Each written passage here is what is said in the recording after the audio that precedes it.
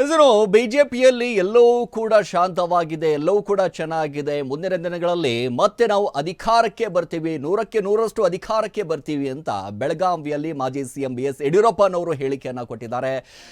ಅದರ ಜೊತೆಗೆ ಒಂದಿಷ್ಟು ವಿವಾದವೂ ಕೂಡ ನಡೀತಾ ಇತ್ತು. ಯಾಕಂದ್ರೆ B5 ವಿಜೇಂದ್ರ ವರ್ಸಸ್ ಯತ್ನಾಳ್ ನಡೀತಾ ಇರುವಂತಹ ವಿಚಾರಕ್ಕೆ ಸಂಬಂಧಪಟ್ಟ ಹಾಗೆ ಕಳೆದ 1 ವರ್ಷದಿಂದ ನಡೀತಾ ಇದೆ. ಅದಾದೆಲ್ಲವೂ ಕೂಡ ಆದ ನಂತರ ಇದೀಗ ಬೆಳಗಾವಿಯಲ್ಲಿ ಮಾತಾಡುವಂಥ ಸಂದರ್ಭದಲ್ಲಿ BSY ಅವರು ಒಂದಿಷ್ಟು ಹೇಳಿಕೆಗಳನ್ನು ಕೊಟ್ಟಿದ್ದಾರೆ. ನೋಡಿ, ಬಿಜೆಪಿಯಲ್ಲಿ ಎಲ್ಲವೂ ಕೂಡ ಶಾಂತವಾಗಿದೆ, ಚೆನ್ನಾಗಿದೆ ವಾತಾವರಣ, ಯಾವುದೇ ಕೂಡ ಸಮಸ್ಯೆ ಇಲ್ಲ. ಮುಂದಿನ ದಿನಗಳಲ್ಲಿ ನಾವು 100ಕ್ಕೆ 100ರಷ್ಟು ನಾವು ಅಧಿಕಾರಕ್ಕೆ ಬಂದೇ ಬರ್ತೀವಿ ಅನ್ನುವಂಥ ವಿಶ್ವಾಸವನ್ನ ಇಲ್ಲಿ BS ಯಡಿಯೂರಪ್ಪನವರು ವ್ಯಕ್ತಪಡಿಸಿದ್ದಾರೆ. ಅದರ ಜೊತೆಗೆ ರಾಜ್ಯ ಸರ್ಕಾರದ ವಿರುದ್ಧವೂ ಕೂಡ ಒಂದಿಷ್ಟು ಆಕ್ರೋಶವನ್ನ ವ್ಯಕ್ತಪಡಿಸಿರುವಂಥದ್ದು. ತುಘಲಕ್ ದರ್ಬಾರ್ ನಡೀತಾ ಇದೆ ರಾಜ್ಯದಲ್ಲಿ ಅನ್ನುವಂಥ ಮಾತುಗಳನ್ನ ಕೂಡ BS ಯಡಿಯೂರಪ್ಪನವರು, ಮಾಜಿ ಸಿಎಂ BS ಯಡಿಯೂರಪ್ಪನವರು ಬೆಳಗಾವಿಯಲ್ಲಿ ಹೇಳಿಕೆಯನ್ನು ಕೊಟ್ಟಿದ್ದಾರೆ. ಅದರ ಜೊತೆಗೆ ಯತ್ನಾಳ್ ಅವರ ಕುರಿತು ಪ್ರಶ್ನೆಗಳನ್ನು ಕೇಳಿದಂಥ ಸಂದರ್ಭದಲ್ಲಿ ಯಾವುದೇ ರೀತಿಯಾಗಿ ಪ್ರತಿಕ್ರಿಯೆಯನ್ನು ಕೊಟ್ಟಿಲ್ಲ, ಹಾಗೆ ಹೊರಟು ಹೋಗಿದ್ದಾರೆ. ಇನ್ನು ಪೋಕ್ಸೋ ಕೇಸ್ ವಿಚಾರಕ್ಕೆ ಸಂಬಂಧಪಟ್ಟ ಹಾಗೆಯೂ ಕೂಡ ಒಂದಿಷ್ಟು ಪ್ರಶ್ನೆಗಳನ್ನು ಕೇಳಿದಂಥ ಸಂದರ್ಭದಲ್ಲಿ ಹೈಕೋರ್ಟ್ನಲ್ಲಿ ಒಂದಿಷ್ಟು ಬಂದಿದೆ, ಇನ್ನು ಸುಪ್ರೀಂ ಕೋರ್ಟ್ ಬಗ್ಗೆ ನೋಡ್ಕೋಬೇಕು ಅನ್ನುವಂಥ ಮಾತುಗಳನ್ನು ಕೂಡ ಆಡಿರುವಂಥದ್ದು.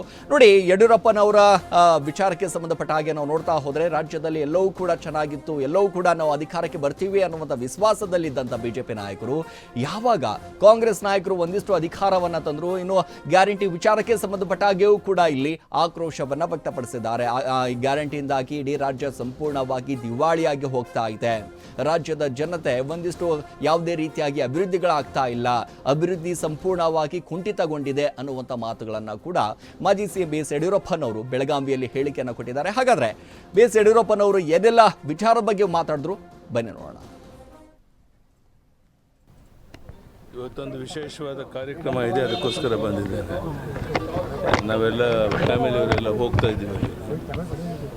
ಹೋಗ್ಬಿಟ್ಟು ಮಧ್ಯಾಹ್ನ ಮೇಲೆ ವಾಪಸ್ ಹೋಗ್ತೀವಿ, ಬೆಂಗಳೂರಿಗೆ ಹೋಗ್ತಾ ಇದ್ದೀವಿ. ವಾತಾವರಣ ತುಂಬ ಚೆನ್ನಾಗಿದೆ. BJPಗೆ ಬರುವಂಥ ದಿವಸಗಳಲ್ಲಿ 100ಕ್ಕೆ 100 ನಾವು ಅಧಿಕಾರಕ್ಕೆ ಬರ್ತೀವಿ ಅನ್ನೋ ವಿಶ್ವಾಸ ಇದೆ. ಆ ದಿಕ್ಕಿನಲ್ಲಿ ನಾವೆಲ್ಲ ಒಟ್ಟಾಗಿ ಸೇರಿ ಪ್ರಾಮಾಣಿಕ ಪ್ರಯತ್ನ ಮಾಡ್ತೀವಿ. ಯಡಿಯೂರಪ್ಪನವ್ರು ಏನಾದರೂ ಸಲಹೆ ಕೊಡೋದಾದ್ರೆ ಸರ್? ಏನು ಸಲಹೆ ಪ್ರಶ್ನೆನೇ ಇಲ್ಲ, ಎಲ್ಲರೂ ಒಟ್ಟಾಗಿ ಕೆಲಸ ಮಾಡೋದು ಅಷ್ಟೇ. ಸರ್, ಈಗ ಇದು ಗ್ಯಾರಂಟಿ ವಿಚಾರವಾಗಿ ತಾವು ಒಂದಿಷ್ಟು ಏನಂತಂದ್ರೆ ಸಲಹೆ ಕೊಡಬೇಕು ಅಂತ ಸರ್ಕಾರಕ್ಕೆ ಏನು ಸಲಹೆ ಕೊಡೋದು? ಯಾಕಂದ್ರೆ ಭಾಳಷ್ಟು ಲಾಸ್ ಅಲ್ಲಿ ಇದೆ ಅಂತ ಹೇಳ್ತಾ ಇದ್ದಾರೆ, ಯಾವುದೂ ಕಾರ್ಯಕ್ರಮಗಳು ಆಗ್ತಾ ಇಲ್ಲ ಅಂತ. ಈ ಗ್ಯಾರಂಟಿ ಇದೆಲ್ಲ ಅರ್ಥ ಇಲ್ಲದೆ ಅಂತಂದು ಜನನ ತೃಪ್ತಿಪಡಿಸೋಕ್ಕೋಸ್ಕರ ಎಲ್ಲ ಘೋಷಣೆಗಳು ಮಾಡಿದ್ದಾರೆ. ಅದು ಯಾವುದೂ ಕಾರ್ಯರೂಪಕ್ಕೆ ಬರ್ತಾ ಇಲ್ಲ. ಒಂದು ರೀತಿ ತುಘಲಕ್ ದರ್ಬಾರ್ ನಡೆದಿದೆ. ಮಾಡಿ ಎಷ್ಟು ಸರ್, ಯಡಿಯೂರಪ್ಪ ಸಿಎಂ ಆಗಿದ್ದಾಗ ಉತ್ತರ ಕರ್ನಾಟಕಕ್ಕೆ ಏನು ಪ್ರಾಮುಖ್ಯತೆ ಕೊಟ್ಟು ಬಜೆಟ್ನಲ್ಲಿ ಕೊಡ್ತಾ ಇದ್ರು, ಅಷ್ಟು ಬಜೆಟ್ನಲ್ಲಿ ಈಗ ಕೊಟ್ಟಿಲ್ಲ. ಉತ್ತರ ಕರ್ನಾಟಕಕ್ಕೆ ಅನ್ಯಾಯ ಆಗ್ತಾ ಇದೆ ಅಂತ ಎಲ್ರಿಗೂ ಗೊತ್ತಿರುವಂಥ ಸಂಗತಿ. ಧನ್ಯವಾದ. ಸರ್, ಯತ್ನಾಳ್ ಅವರು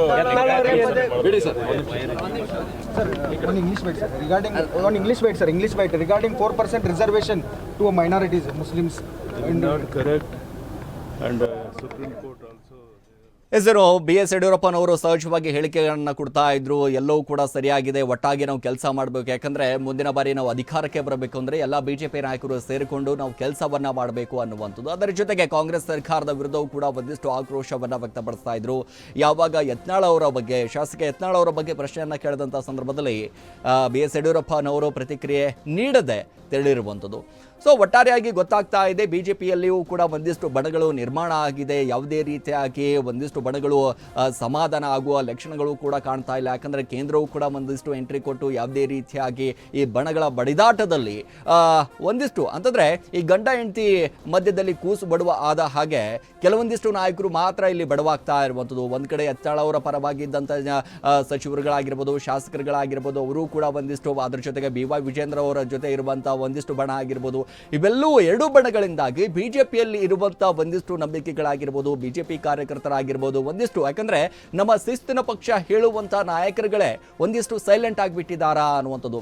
ಯಾಕಂದರೆ ರಾಜ್ಯದಲ್ಲಿ ಆಡಳಿತಾರೂಢ ಪಕ್ಷ ಆಗಿರುವಂಥ ಕಾಂಗ್ರೆಸ್ ಪಕ್ಷ ಯಾವ ರೀತಿ ಇರುತ್ತೆ, ಅದೇ ರೀತಿಯೂ ಕೂಡ ರಾಜ್ಯದಲ್ಲಿ ಮತ್ತೊಂದು ಪಕ್ಷ ಅಂತಂದರೆ ವಿರೋಧ ಪಕ್ಷವೂ ಕೂಡ ಒಂದಿಷ್ಟು CM ಸ್ಥಾನದಲ್ಲಿ ಅಧಿಕಾರದಲ್ಲಿ ಇದ್ದ ಹಾಗೆ ಇರ್ತಾರೆ. ಆದರೆ ಈಗ ನೋಡಿದ್ರೆ ಕಾಂಗ್ರೆಸ್ ನಾಯಕರ ವಿರುದ್ಧ ಒಂದಿಷ್ಟು ಪ್ರತಿಭಟನೆ ಮಾಡಬೇಕಾದಂಥ ಸಂದರ್ಭದಲ್ಲಿ ಯಾರೂ ಕೂಡ ಬರೋದಿಲ್ಲ, ಒಂದಿಷ್ಟು ಒಗ್ಗಟ್ಟಾಗಿ ನಿಲ್ಲೋದಿಲ್ಲ. ಒಂದು ಕಡೆ ಇವರು ಪ್ರತಿಭಟನೆ ಮಾಡಬೇಕಾದಂಥ ಸಂದರ್ಭದಲ್ಲಿ ಇವರು ಕೂಡ ಸಪೋರ್ಟ್ ಕೊಡೋದಿಲ್ಲ, ಇವರು ಪ್ರತಿಭಟನೆ ಮಾಡಬೇಕಾದಂಥ ಸಂದರ್ಭದಲ್ಲಿ ಇವರು ಸಪೋರ್ಟ್ ಕೊಡೋದಿಲ್ಲ. ಈ ರೀತಿ ಆಗೋದರಿಂದಾಗಿ ಪ್ರತಿಭಟನೆಗಳಿಗೆ ಒಂದಿಷ್ಟು ವ್ಯಾಲ್ಯೂವೇ ಕಡಿಮೆ ಆಗಿಬಿಟ್ಟಿದೆಯಾ ಅನ್ನುವಂಥ ಪ್ರಶ್ನೆಯೂ ಕೂಡ ಸಹಜವಾಗಿ ಇಲ್ಲಿ ಹುಟ್ಟುತ್ತಾ ಇದೆ.